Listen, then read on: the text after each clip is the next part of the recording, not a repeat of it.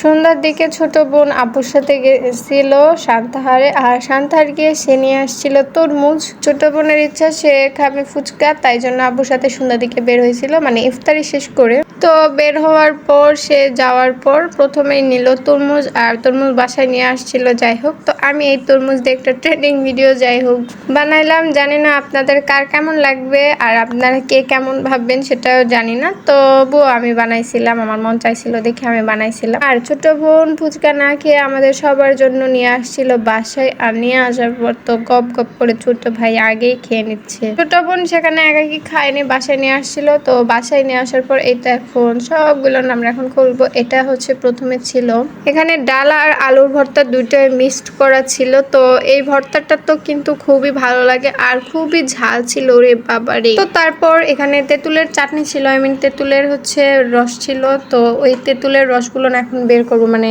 বাহিরের তেঁতুলের এই চাটনিটা খেতে আমার খুবই খুবই ভালো লাগে, মানে ওদের গুলো একটু বেশি মিষ্টি হয়, আর আমি বাসায় বানাইতে লাগলে একটু বেশি তিতো তিতো লাগে, কেমন যেন একটা লাগে। বাসায় বানালে একদমই আমি পারফেক্ট করে বানাইতে পারি না, এই কারণে বাহির থেকেই নিয়ে আসি। বাহির থেকে নিয়ে আসলে খাওয়া লাগে, আর মানে খাইতেও ভালো লাগে, আবার খাওয়াটাও ভালো হয়, মজার হয়। ছোট ভাই খাচ্ছে স্প্রিট, তো সে খাচ্ছে খাক। তো তারপর এখন আমরা ফুচকা বের করব, আর ফুচকাগুলো কিন্তু খুবই ছোট ছোট ছিল। আমরা যদি বাসায় বানাই না তাহলে কিন্তু অনেক বড় বড় হয়। তো যাক, এগুলো সুন্দর হয়েছে আর ভালো লাগে। তো এখানে আরো কিছু কাজ ছিল, মানে আরো কিছু জিনিস ছিল, সেগুলো হচ্ছে গাজর, কাঁচামরিচ আর পেঁয়াজ কুচি ছিল, এগুলো কিন্তু পুরো দিব। তো চলো এখন আমরা খাবো ফুচকা। আর ফুচকা বানাই কেমন করে সেটাও আপনাদের শিখিয়ে দিই, কিংবা আপনারা তো অনেকে জানেন। কে কে ফুচকা পছন্দ করেন তারা অবশ্যই কমেন্টে জানাবেন। দেন তারপর এখান থেকে আলু ভর্তা নিলাম, তারপর হচ্ছে পেঁয়াজ কুচি নিলাম, তারপর হচ্ছে এখন তেঁতুলের চাটনি নেব। তার আগে দেখতেছি আমার ছোট বোন তো অনেক সুন্দর করে সাজায়, সেও ভালো করে সাজাইতে পারে। তো যাই, সবাই ভালো থাকেন, সুস্থ থাকবেন। আজকের ব্লগটা এতদূর পর্যন্ত।